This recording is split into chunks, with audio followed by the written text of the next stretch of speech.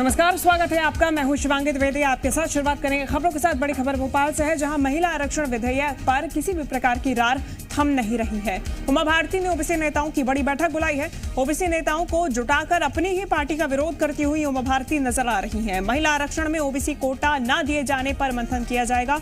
पिछड़ा वर्ग और ओबीसी के लिए अलग प्रावधान की मांग रखी जाएगी। इस मुद्दे पर चर्चा की जाएगी। इसके लिए तमाम ओबीसी के दिग्गज नेताओं की बैठक उमा भारती ने बुलाई है। अपने ही पार्टी के विरोध में उमा भारती ने एक बार फिर से शंखनाद कर दिया है। सीधी तौर पे ये बैठक बुला के अपनी पार्टी के विरोध करते हुए उमा भारती मुखर रूप से नजर आ रही हैं। उमा भारती ने आज ओबीसी नेताओं की बैठक बुलाई है। महिला आरक्षण बिल में ओबीसी को अलग कोटा दिए जाने की मांग उमा भारती कर रही हैं। ऐसे में इसी पे मंथन भी किया जाएगा।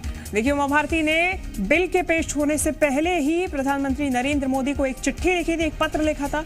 इस पत्र में ओबीसी वर्ग की महिलाओं को महिला आरक्षण बिल में अलग से रिजर्वेशन देने की, अलग से कोटा देने की मांग उमा भारती ने रखी थी।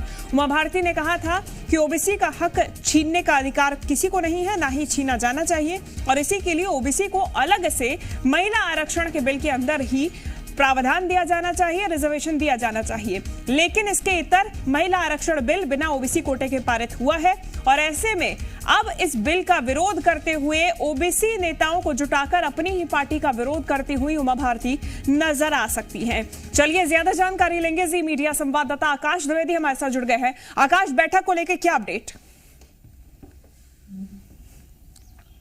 देखिए, उमा भारती आज बैठक करेंगी ओबीसी के बड़े नेताओं के साथ। अब ये नेता कौन होंगे, फिलहाल ये स्पष्ट नहीं हो पाया है। क्या बैठक उमा भारती के बंगले पर होगी या कहीं और होगी, ये भी स्पष्ट नहीं हुआ है। लेकिन जिस हिसाब से मध्य प्रदेश की पूर्व मुख्यमंत्री और एमपी की फायर ब्रांड बीजेपी की नेता हैं उमा भारती, उन्होंने मोर्चा खोला है, इससे एमपी में भारतीय जनता पार्टी की मुश्किलें बढ़ सकती हैं। ओबीसी आरक्षण का मुद्दा है। एमपी में ओबीसी आरक्षण महत्वपूर्ण रहा है और मध्य प्रदेश की राजनीति के इर्द गिर्द ओबीसी घूमता रहा है। 27% आरक्षण को लेकर बड़ी सियासी लड़ाई हमने देखी है। अब एक बार फिर जब महिला आरक्षण बिल लोकसभा और राज्यसभा में पास हो गया है, इसके बाद एमपी में सियासा पारा और हाई हो चुका है। इसकी वजह सिर्फ उमा भारती हैं, क्योंकि उमा भारती ओबीसी की बड़ी नेता मानी जाती हैं बीजेपी के लिए। और उमा भारती का यह कहना है कि महिला आरक्षण बिल में ओबीसी का कोटा फिक्स नहीं है, और इसके विरोध में वो हमेशा से रही हैं कि ओबीसी का कोटा फिक्स किया जाए, चाहे वो देवगौड़ा की सरकार रही हो, यूपीए की, या फिर अटल जी की सरकार में जब वो मंत्री थी।